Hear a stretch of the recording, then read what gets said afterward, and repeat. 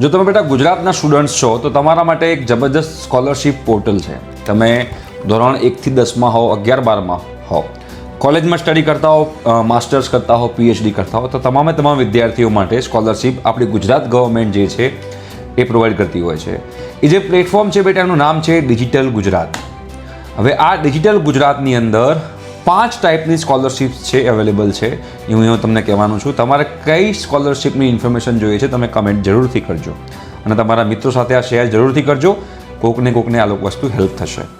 સૌથી પહેલાં છે પ્રી મેટ્રિક સ્કોલરશિપ, જે ધોરણ 1થી લઈને 10 સુધીના લોકોને મળતી હોય છે. એના પછી જ આવે છે પોસ્ટ મેટ્રિક સ્કોલરશિપ, જે ધોરણ 11-12 કોલેજ સ્ટુડન્ટ્સ અને પીએચડીના વિદ્યાર્થીઓને જે છે એ સ્કોલરશિપ મળતી હોય છે. એના પછી merit cum means scholarship for technical and professional courses, એને સ્કોલરશિપ મળતી હોય છે.